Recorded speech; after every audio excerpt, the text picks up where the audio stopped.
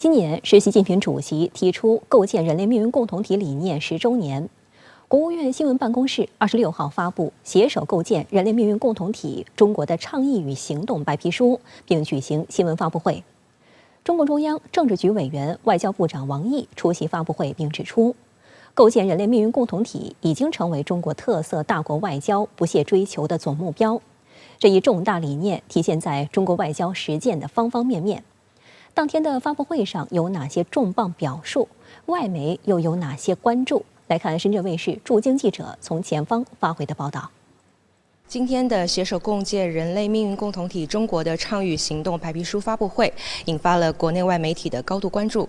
我在现场注意到，此次发布会的发言人也非常的重磅，包括中央政治局委员、外交部长王毅以及中联部、发改委等部委的负责人都出席了此次白皮书的发布会。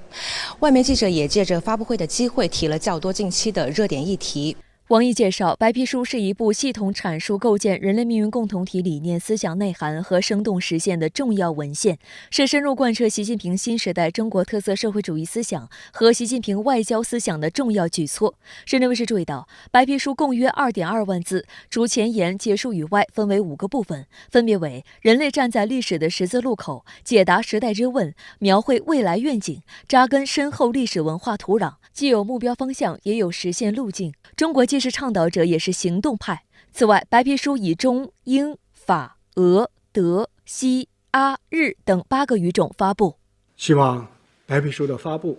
能够帮助各界人士和国际社会更加全面领会人类命运共同体的深远意义，更加明确地了解中国特色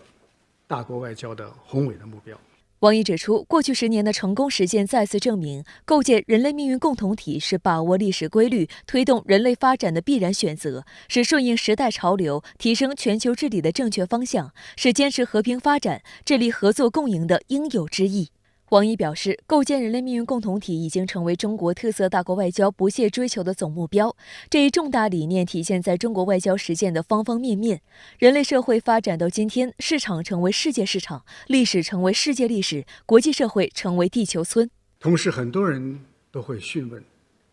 这个世界究竟是某个国家的实力地位说了算，还是联合国宪章的宗旨说了算？国际秩序是由个别国家来定义，还是各个国家共同来治理？现代化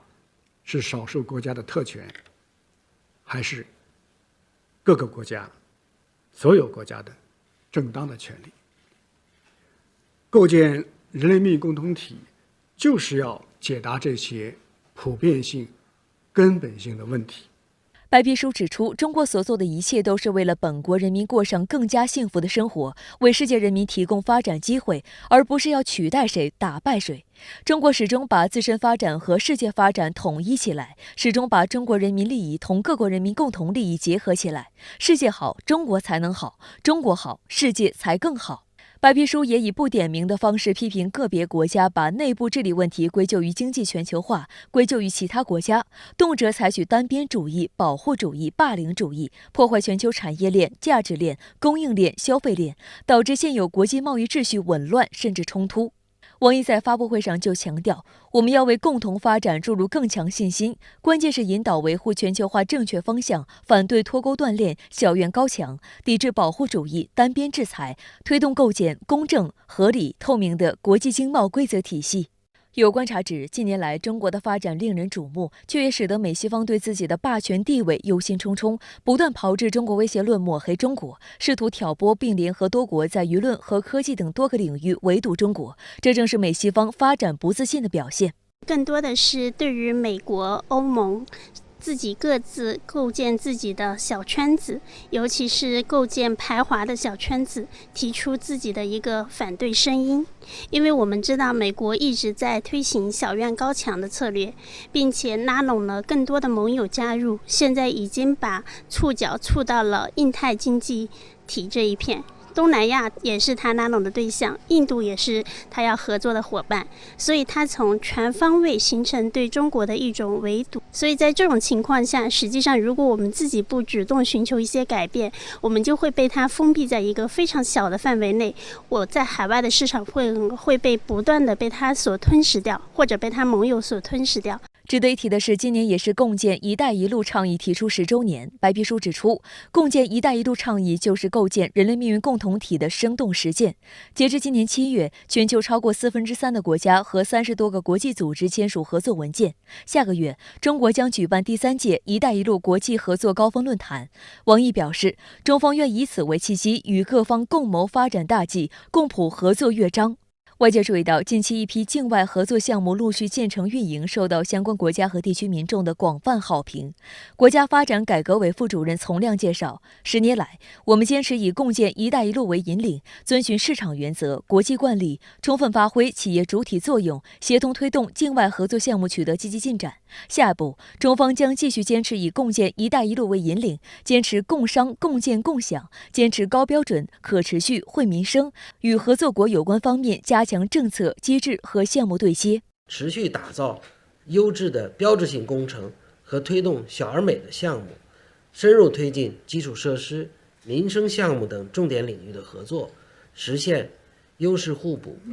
共赢，让合作成果更好地惠及各国人民。实际上，中国希望跟全球保持非常密切的经贸往来，不管是跟欧盟还是跟日韩之间，甚至说跟其他的一些发展中国家，我们都是非常有诚意去进行合作的。所以在这个时候发布白皮书，某种意义上是在回应我依然是一种开放的姿态，在欢迎跟各国的往来。在当天下午的外交部例行记者会上，发言人汪文斌也介绍了第3届“一带一路”国际合作高峰论坛的筹备情况。截至目前，已有来自130多个国家的代表确认与会，还有很多的国际组织代表确认参会。中方将就高峰论坛筹备工作同“一带一路”合作伙伴保持沟通。值得一提的是，中美高层互动也成为发布会的热点。本月18号至19号，国家副主席韩正在纽约出席联合国大会期间，分别会见美国国务卿布林肯和美国总统气候问题特使克里。在此之前，王毅也在马耳他同美国总统国家安全事务助理沙利文举行多轮会晤。中美密集的高层接触也令国际社会期待，特别是11月在美国举行的亚太经合组织领导人非正式会议上，中美领导人能否实现线下会晤？美国的彭博社记者就中国领导人是否会参加今年11月在美国举行的 APEC 会议一事发起了提问。王毅回应道，作为世界上最大的发展中国家和 APEC 的重要成员，中方愿顺应国际社会的期望，为今年的 APEC 的成功发挥建设性作用。当然，我们同各方也都期待美方能够意识到作为东道主的职责，展现应有的开放、公平、包容和担当，为会议的顺利举行来创造更好的条件。再来关注中欧关系。欧盟委员会执行副主席东布罗夫斯基斯26号结束4天的访华行程。此行的重头戏是25号，他与中共中央政治局委员、国务院副总理何立峰共同主持的第10次中欧经贸高层对话。本次对话达成了包括扩大中欧经贸合作、加强双方金融监管部门合作交流等一系列新的互利共赢成果和共识。会谈后，商务部特别发文回应外界对双方经贸对话的关切。东布罗夫斯基斯也在离京前举行记者会，分享对话共识。第14中欧经贸高层对话双方达成的成果共识包括宏观经济政策协调、产业链供应链合作、改善营商环境、世贸组织改革、金融业双向开放和监管合作等。其中备受瞩目的是双方同意建立出口管制领域对话机制。商务部新闻发言人介绍，双方承诺保持双向开放，为对方企业提供公平、非歧视的营商环境。中方愿与欧方定期召开中欧经贸混委会，充分利用中欧经贸投资政策对话、中欧经贸工作组等对话机制，加强中国商务部与欧委会贸易总司的交流。此外，双方还同意进一步推动金融业双向开放，鼓励各自符合条件的金融机构到对方市场投资展业。双方决定在中欧经贸高层对话机制下成立副部级金融工作组，加强双方在金融开放、金融基础设施、金融监管、可持续金融和金融科技等金融领域的合作。中欧之间持续的这个对话跟接触，本身就对于中欧稳定中欧关系，然后给世界树立信心，具有着重大的意义。同时呢，中欧之间在此次对话中，还在供应链、关键原材料、金融等等领域建立了这个工作组跟工作机制，也为双方之间未来的在工作层面上的磋商以及解决实际上的问题提供了这个新的抓手。那么也是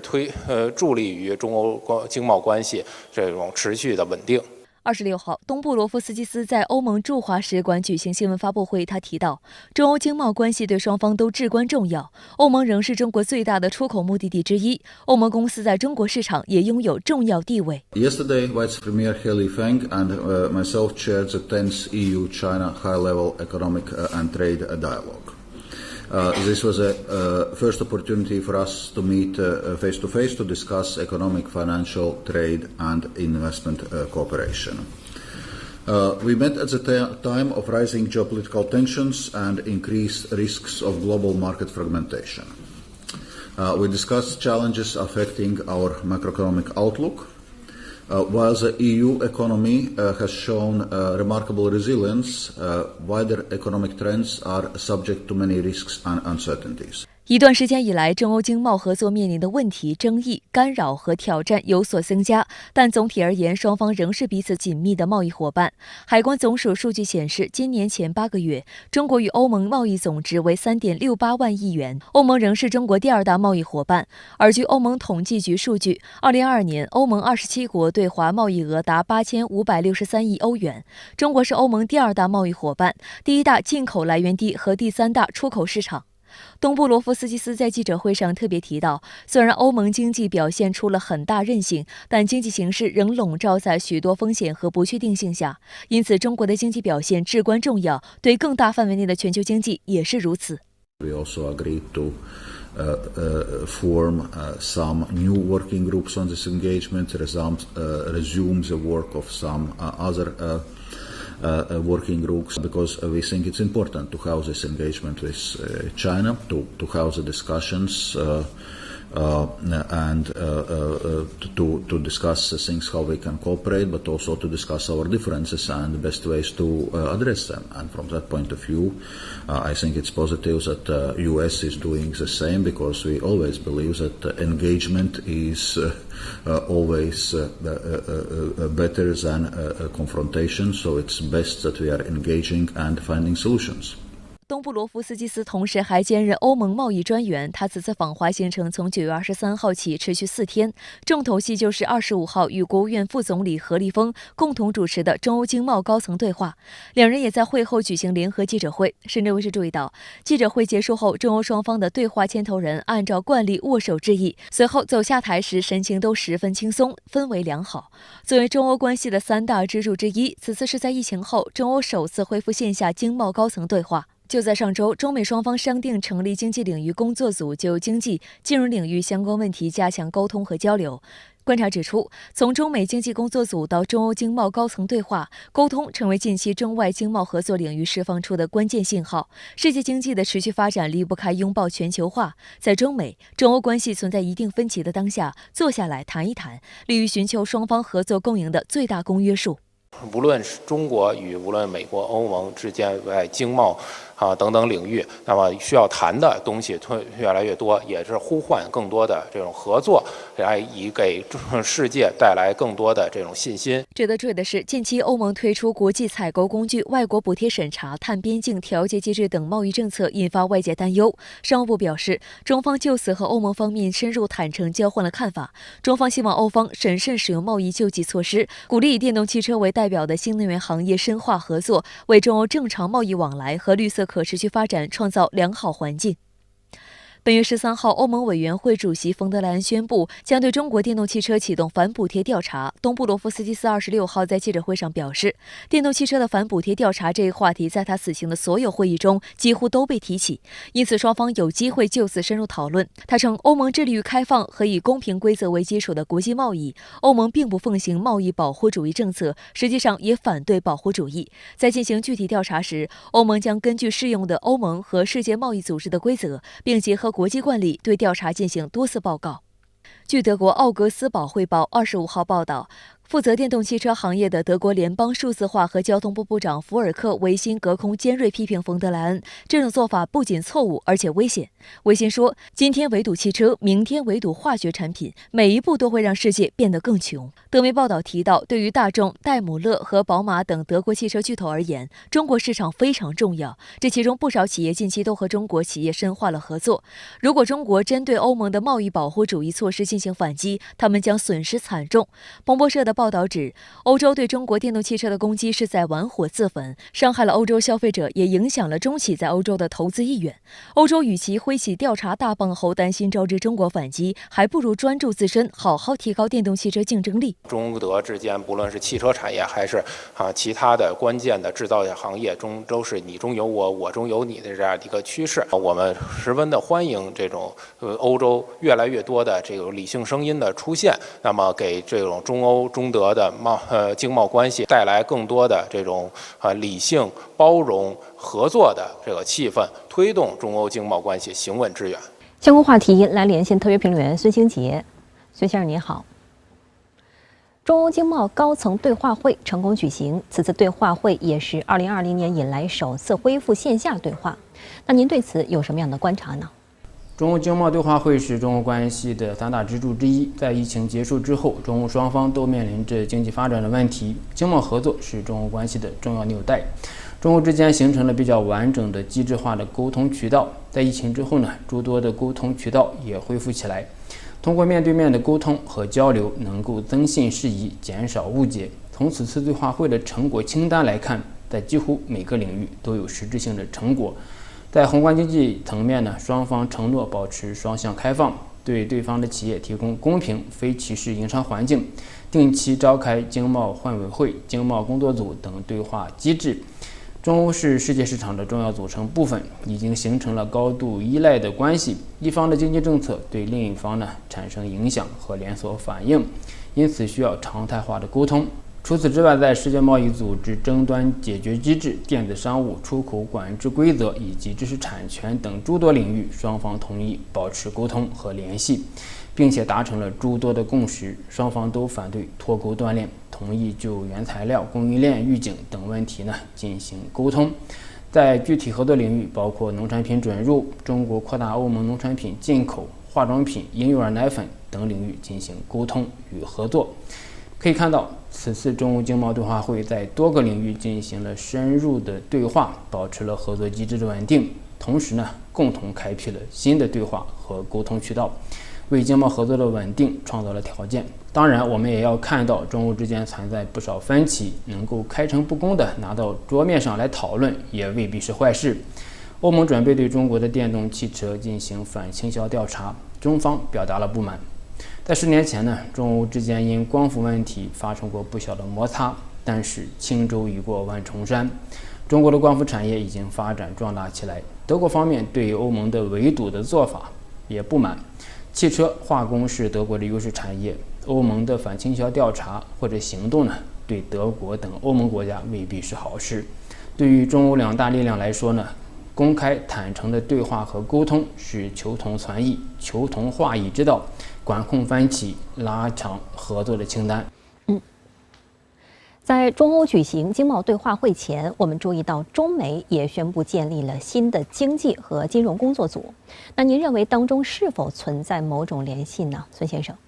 最近一段时间来，中美之间的接触在加强。特朗普政府时期，中美的诸多沟通渠道被搁置或者被破坏，现在逐步恢复中美之间多个领域的沟通渠道，并且力图机制化。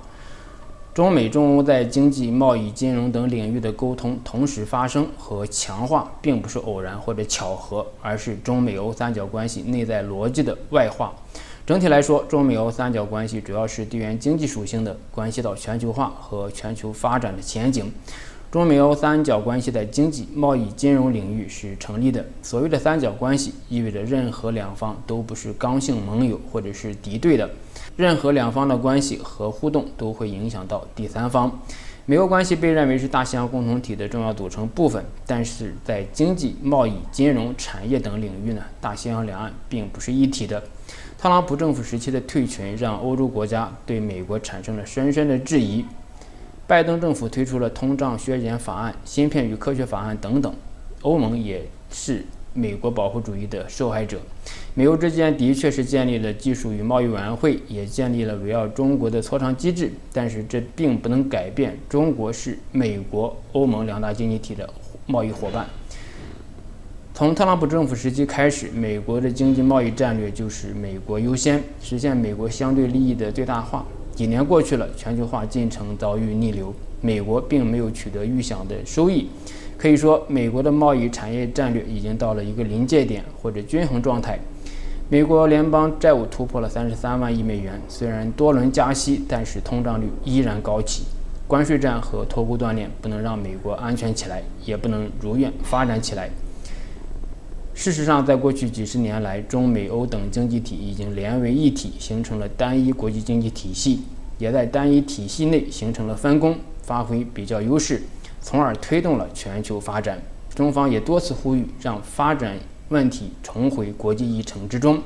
中美欧之间的互动也是顺应了这一国际经济的结构性特征，让中美欧战略三角关系运转起来。近日，菲律宾与西方媒体在中国黄岩岛附近海域表演碰瓷戏码，制造话题，企图捏造中国以大欺小的霸道形象。中国外交部25号介绍，菲律宾一艘公务船22号擅自闯入黄岩岛附近海域，中国海警依法采取必要措施，对菲方船只拦阻驱离。不过，菲律宾方面表示，已经移除了中方在黄岩岛东南方向设置的一个所谓浮动障碍。在26号的外交部例行记者会上，发言人汪文斌在回答相关提问时表示，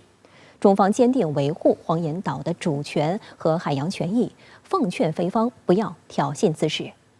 菲方所谓声明完全是自说自话，中方坚定维护黄岩岛的主权和海洋权益，我们奉劝菲方不要挑衅滋事。这是中方连续第2天回应关于黄岩岛的提问。汪文斌25号在回应中国海警在黄岩岛海域布设所谓浮动屏障相关提问时表示，黄岩岛是中国的固有领土，中国对黄岩岛及其附近海域拥有无可争辩的主权，对相关海域拥有主权权利和管辖权。9月22日，菲律宾渔业与水产资源局一艘公务船，在未经中方允许的情况下，擅自闯入黄岩岛附近海域，并企图冲撞黄岩岛西湖。中国海警依法采取必要措施，对菲方船只拦阻驱离。有关操作专业、克制。今年3月初，菲律宾政客配合美西方媒体炒作南海议题，启动了针对中国的舆论战。自此之后，菲律宾增加了针对中国的挑衅，美西方媒体的配合性报道也增加不少，包括对此前菲方非法向仁爱礁坐滩军舰运送建筑材料遭到中方依法阻拦的报道。这次的中国在黄岩岛设浮动障碍，不过是二者配合下的又一次表演。这次菲律宾的这次硬闯行动呢，它不是孤立的，而是自上次中菲仁爱礁摩擦以来，菲律宾在南海搞的一系列小动作之一。整个的硬闯过程呢，进行了大幅度的炒作，对中方呢进行了抹黑和造谣，整个的性质呢是非常恶劣的。中方公务船只的处置呢专业、冷静、克制，保持了一贯的高水平，而且是依法进行的。可以说呢，这次中方的坚决应对，再次捍卫了中方在黄岩岛以及附近海域的主权，有利于维护南海的和平与稳定。22号，擅闯黄岩岛附近海域的菲方公务船上搭载了不少美西方国家的记者，他们架起长枪短炮进行实景拍摄。菲律宾公务船还向飞渔船免费发放了大约6万升柴油和一些杂货，以鼓舞他们冲撞黄岩岛，为在场的美西方记者提供鲜活的新闻素材，试图勾勒出中国海警船欺凌菲律宾渔民的简单形象。但实际上，这种摆拍出来的故事非常缺乏说服力，他们甚至绝口不提中国海警船对此行为的拦截是正当且必要的。还有，中方设置浮动屏障的地点是在黄岩岛内西湖入口处，显然是为了维护主权利益，不存在欺凌这一说。这些媒体也不提中国海警船在拦截飞渔船时的克制与专业。实际上，就在几天前，中国海军阿坝舰还在南沙群岛东部海域巡航时救助了2名菲律宾渔民。菲律宾方面呢，一直把他在南海的这种硬闯、擅闯的非法行为呢，包装成保护他本国渔民的一种所谓的得民心的行为。特别呢是在菲律宾总统马克思在菲律宾国内执政遭遇了很多问题，尤其是在一些粮食问题，特别是洋葱价格等等这些老百姓民生的用品价格高居不下的情况下，他通过包装这种渔民的维护渔民权利，来为他在国内施政上争取更多的支持度。深圳卫视注意到，菲律宾领土范围从未包括南沙群岛和黄岩岛。菲律宾的领土范围是由一系列国际条约予以限定的，包括1898年的美西巴黎和平条约、1900年的美西关于菲律宾外围岛屿割让的条约、1930年的关于划定英属北婆罗洲与美属菲律宾之间的边界条约。中国南沙群岛和黄岩岛不曾存在于上述条约范围内。20世纪80年代前，菲律宾有关宪法在描述非领土范围时，也都坚持上述条约划定的范围。关于南海，中方已经多次表态，多年来，在中国和东盟共同努力下，南海局势实现总体稳定，也为各自发展提供良好环境。而美国等一切势力唯恐南海不乱，不断在这一海域兴风作浪。中方希望地区国家对幕后黑手保持必要警惕，把维护南海和平稳定的主导权握在自己手中。不过，菲方显然缺乏对幕后黑手的足够警惕，甚至频频配合他们兴风作浪。澳大利亚与菲律宾今年8月首次举行大规模海陆空联合军演，主要内容是模拟如何抢占敌方控制的岛屿。澳菲联演的地点在黄岩岛以东约240公里的一处海军基地。幕后黑手会煽动危机，却不会把自己陷入危险境地。有菲律宾媒体曾揭露当年阿基诺三世替美国火中取栗的内幕。2012年黄岩岛争端时，当时的阿基诺三世政府官员被美国愚弄，他们轻信时任美国助理国务卿坎贝尔的话，主动挑起争端，却遭到中国的反制。结果是中国实现了黄岩岛的实际控制。直到2021年，时任菲律宾总统杜特尔特还在一个电视节目中要求美国解释他在2012年非中黄岩岛对峙中扮演了什么角色？以美国为首的西方与菲律宾进行了密切的军事勾连，活动相当频密，为南海的局势呢制造了更多不稳定、不确定的因素，会为南海的和平稳定带来极端不利的影响。中方的公务船只呢一直保持了冷静、专业、克制的态度，一直呢在避免事态的扩大。但是呢，有关方面一直进行这种挑衅的举动。对于南海和平稳定，对于南海行为准则磋商，也就是 COC 的磋商，都会带来不利的影响。最终受害的呢，还是域内国家自己。美国总统拜登25号在白宫接待18个太平洋岛国的领导人，举行第2届美国太平洋岛国峰会，内容重点集中在气候变化、经济增长、可持续发展、公共卫生和打击非法捕鱼等优先事项上。为何太平洋岛国近年来越发受到美国及其盟友的拉拢重视？南太岛国又是如何看待本区域内的大国博弈？来看详细分析。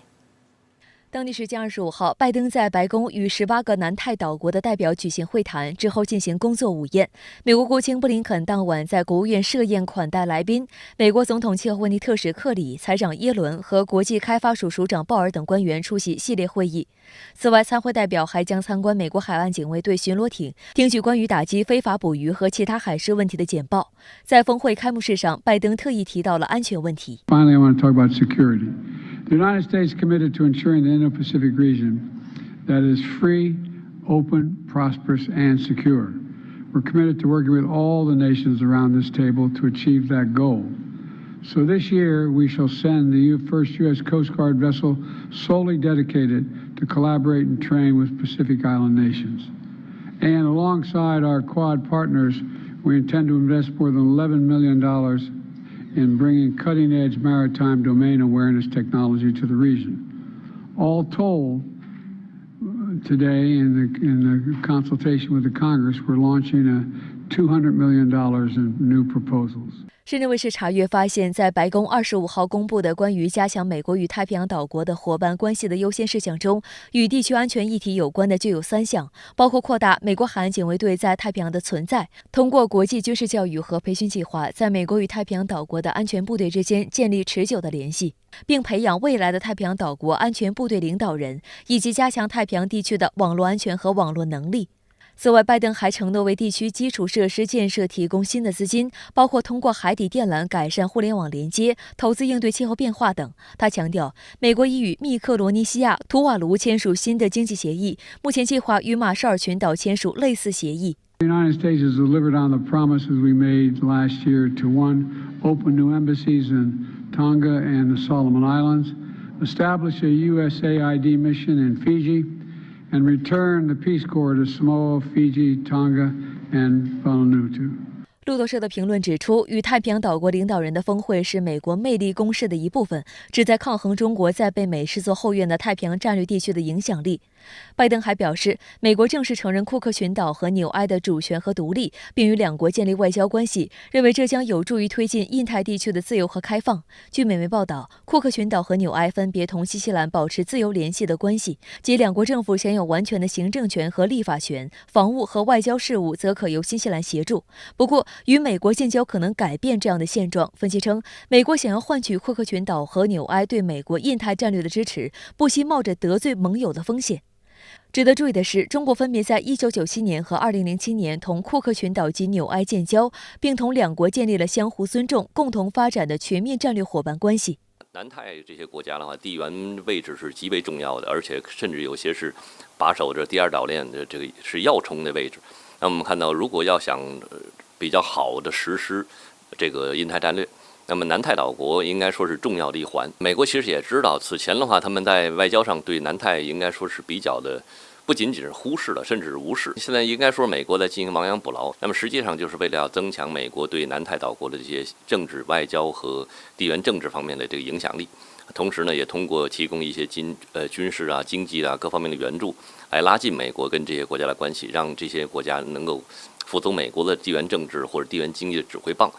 其实主要目的是为了针对中国。实际上，并非所有的太平洋岛国都愿意配合美国。此前，瓦努阿图总理基尔曼、所罗门群岛总理索加瓦雷就接连宣布将缺席此次峰会，让白宫感到失望。瓦努阿图总理办公室表示，不出席的原因是瓦努阿图议会当天将举行针对前总理卡尔萨考的不信任投票，所有议员都要到会。所罗门群岛的政府官员则透露，索加瓦雷是因国内事务无法参加峰会，白宫的邀请是在相关事务确定之后才发出的。有外媒直言，索加瓦雷的缺席让拜登政府举办的太平洋峰会遭遇挫折。外界注意到，就在本月22号，索加瓦雷还出席了在纽约举行的第78届联合国大会一般性辩论并发言。当时他高度赞赏了所罗门群岛与中国的合作。从去年9月份的第一次美国和太平洋岛国峰会，其实可以看出来，美国并没有给予这些国家领导人应有的这种尊重或者是礼遇。所以很多国家其实也是愤懑满胸的，尤其所罗门群岛，甚至因为跟中国的关系日益的走近，遭到了美国或者是澳大利亚这些国家的这种打压、胁迫，甚至是这种警告。这应该说，这些国家领导人其实所谓叫寒天饮冰水，点滴在心头。那么很多国家事实上觉得，我与其去美国收不到应有的尊重，甚至一定的屈辱，我何必去给你美国捧这个场？二来的话，你美国能不能端出真金白银来，或者说有实际的政策牛肉，让这些岛国从中能够真正获益，而不是仅仅去沦为美国的一个战略竞争的这个棋子。很多国家也是对此是心存疑虑的。近年来，中国与太平洋岛国的合作成果丰硕，已成为南南合作、互利共赢的典范。然而，美国长期把太平洋岛国当成自家后院和势力范围，容不得后者自主选择合作伙伴。于是，一边加紧在南太地区布局，一边大肆抹黑中国同太平洋岛国的合作。在去年9月举行的首届美国太平洋岛国峰会上，拜登政府宣称要帮助后者避免中国所谓的经济胁迫，还宣布为太平洋岛国提供超过8.1亿美元的额外援助资金，希望拉近与岛国的关系。但美国国会至今尚未批准相关资金。今年5月，拜登却因国内提高债务上限问题焦头烂额，临时放鸽子，取消了此前大肆宣传的对太平洋岛国的历史性访问。在25号的峰会上，拜登专门为此事致歉。I want to apologize again for not being able to join you in Papua New Guinea this past May. The place holds a special meaning. 分析认为，从拜登放鸽子到资金不到位都可以看出，美国对这一地区的重视程度依旧有限，口惠而实不至的态度才是美方经常上演的戏码。美国只是用这些关注和所谓资金支持作为吸引南太岛国与美国合作的诱饵。美国总统太平洋岛国谈判特使尹如上次前就已经承认，军事战略才是美国想维持在该地区影响力的主要动机。相关话题来连线特约评论员陈斌。陈先生您好。拜登在白宫接待了18个太平洋岛国的领导人，那您觉得美国为什么要极力拉拢南太岛国？中美对南太岛国的策略有何不同呢？主持人好，美国拉拢太平洋岛国主要的目的呢，不在于拜登所谓的建设一个美好的世界，而在于建立地缘战略前线，以阻止中国的影响力。这就是为什么呢？过去几十年美国忽视太平洋岛国，不承认有些国家的主权，连大使馆都不设立的原因。美国拉拢太平洋岛国呢，第一要着手经营第二岛链防护网，能够封锁中国的海上贸易通道，阻止中国的一带一路延伸到南太岛国。第二呢，是要把第二岛链打造成美国本土防御前线的最前沿。第二岛链呢，就是指关岛、澳大利亚、新西兰、南太岛国一线。美国近年来之所以拉拢太平洋岛国，主要呢是中国经济和军事影响力已突破了第一岛链，向第二岛链延伸。中国维护南海主权的坚决行动，几乎呢把美军给挤出去了，南太岛国的战略重要性呢就凸显出来。美国总统拜登在1年内2次举行这个美国南太岛国峰会，就知道这个美国对这一区域的看重。但是呢，中美与南太岛国的互动还是有很大的差别。中国呢是实打实的予以经济和安全支持，始终本着互相宗助、互利共赢的态度，与南太岛国共谋发展。那么从上世纪70年代以来，中国向这些岛国呢投入了近500个项目，帮助建设了道路、桥梁、码头等重要的基础设施，培养各类人才约1万人次，向8个建交岛国呢派出了医疗队，惠及数十万岛国民众。1992年至2021年，中国呢同建交岛国贸易额年均增长13%，扩大了30多倍。那美国呢，基本上是口惠而实不至。比如说，拜登去年在美国南太岛国峰会上宣布，美国呢要对太平洋岛国提供超过8.1亿美元的额外援助计划。但是到现在美国在这一区域开设了新的大使馆和国际开发署办事处，但是呢，美国国会尚未批准这笔资金。拜登呢给南太岛国的仍然是一张空头支票。那么在这次峰会上呢，拜登又夸下海口，说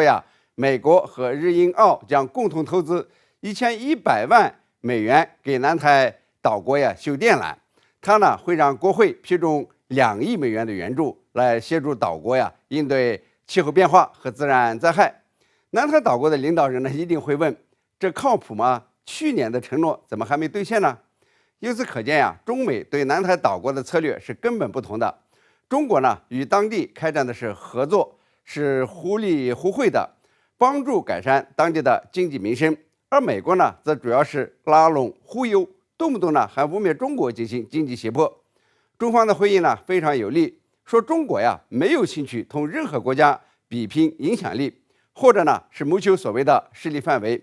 乐见更多国家真心实意地帮助岛国。这等于呢给美国将了一军，你要真正关心南太岛国的发展，那么就拿出真金白银来。那您觉得美国为什么现在才承认库克群岛和纽埃岛的主权和独立呢？为什么所罗门群岛和瓦努阿图2国总理不参加美国组织的会议？这是一个好问题。我们呢先看库克群岛和纽埃2国也就是美国这次宣布承认其为主权独立国家。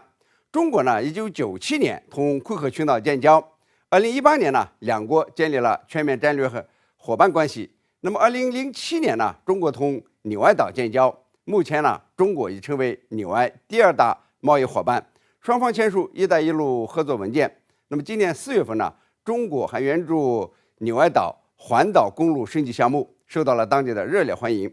就是说呢，中国早就承认这2个国家，并且建立了外交关系，进行经济合作。那么美国为什么到现在才承认其为主权独立国家呢？主要的原因呢是这2个国家呀，虽然享有行政权和立法权，但是呢，在防务和外交事务上仍由新西兰来协管。美国呢，出于维护盟友新西兰的权威，一直没有承认这2个国家的独立主权地位。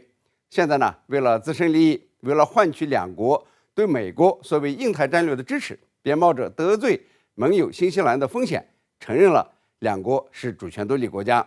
从中呢，我们可以看出，美国处理国际事务常常呢是没有原则的，怎么方便自己怎么来。为什么所罗门群岛和瓦努阿图2国总理呢，人到了美国就是不参加拜登组织的峰会呢？一是美国呀光说不练，一些岛国呢已经不相信美国能带来什么实际好处；二是美国对岛国的重视大都是很突然，都是为美国自身战略考虑的，并不真正关心岛国的急需，比如说气候变化带来的挑战和基础设施薄弱等等。3呢是不愿意成为被美国利用的棋子，来对付中国这个好朋友。所罗门群岛总理索加瓦雷在联合国大会的发言中说，我们认同并重视南南合作，这符合我们的国家需求。我们赞赏中国通过“一带一路”倡议、全球发展倡议、全球安全倡议和全球文明倡议来加快落实2030年议程。这就容易理解所罗门群岛和瓦努阿图2国总理不参加拜登组织的会议，被看作呢是美国遭遇了挫折，华盛顿分化南太岛国挨了一记耳光。韩国中央地方法院26号上午开始对最大在野党共同民主党党首李在明进行逮捕必要性审查。这是韩国最大在野党党首首次出庭接受逮捕必要性审查，至截稿前审核结果尚未见分晓。分析认为，无论李在明被拘留与否，共和民主党都将面临分裂的局面。李在明26号一早离开医院，10点左右出庭接受逮捕必要性审查。外界注意到，李在明身着黑色西服，拄拐杖走出医院。刚刚结束20多天绝食的他走路有些不稳，面色憔悴。他微笑着与送别者握手，周围支持者高喊加油。审查主要集中在检察机关与律师团之间的攻防战。李在明在审问中没有发表任何言论，只是默默地观看。为了李在明的午餐和休息，中间休庭了30分钟。韩媒报道称，李在明的健康状况不佳，在法庭上吃了从医院带来的米汤。韩媒最新消息指，韩国检方将涉及李在明的地产开发弊案事件定性为权力型地区腐败。考虑到事件的严重性以及对李在明方毁灭证据的担忧，媒体分析，对李在明的拘留审查是不可避免的。但另一方面，李在明的律师团则主张其没有毁灭证据或逃跑的意图，因此不应该进行拘留审查。报道称，检察机关为证明拘留必要性，已经准备好大量资料。法律界预测，此次审查可能将刷新韩国历史上最长审查记录。李在明是否被捕，最晚将于27号早上见分晓。李在明是否会被捕，主要是取决于2方面的因素，一个是司法本身的因素，我们还应看到法院目前也面临着比较大的外部的压力。这个反对党目前是想方设法，从外围施加压力，使这个想让这个逮捕不成立。所以是否能逮捕，结果还不好说，因为它不只是司法程序的问题，而且也得考虑法院是否受到这外部政治压力的影响。早前，韩国首尔中央地方检察厅以包括涉嫌受贿、渎职、教唆他人作伪证等罪名，提请法院批捕李在明。因李在明的国会议员身份，批捕令需要韩国国会的批准。虽然李在明所属的共同民主党在国会占绝大多数，但批捕案仍获得了通过。韩媒称，这结果是因为部分反对李在明的同党议员临时倒戈而导致。这一决定已经引发共同民主党内部的纷争，导致其国会院内领导层在投票后集体辞职。有分析人士认为，如果李在明被拘留，党内将展开派系之争；而如果不被拘留，那么李在明将展开反击。这意味着无论结果如何，共同民主党都无法避免分裂的局面。而从尹锡悦政府方面来看，拘捕令若被驳回，当局可能会面临强行推进调查、镇压在野党的逆风，这对执政党必然是不利因素。相反，如果李在明被拘留，执政党虽然可以从眼下获得共同民主党内讧带来的利益，但如果共同民主党组建新领导班子进行大规模革新，则弊大于利。共同民主党26号召开党员大会，选举洪义标为该党国会党团新任党鞭。洪义标被视为拥有改革倾向的政策专家，在党内力挺党首李在明。他在参选时曾宣布要紧密团结在以李在明为中心的党中央周围，努力克服当前面临的困难。李在明被捕这个事儿可能会导致共同民主党内部矛盾进一步的公开化和激烈化。甚至不排除政党本身进行权力重组可能性。然后在野党的内部的所谓的内讧，对明年的国会选举也将产生非常大的影响。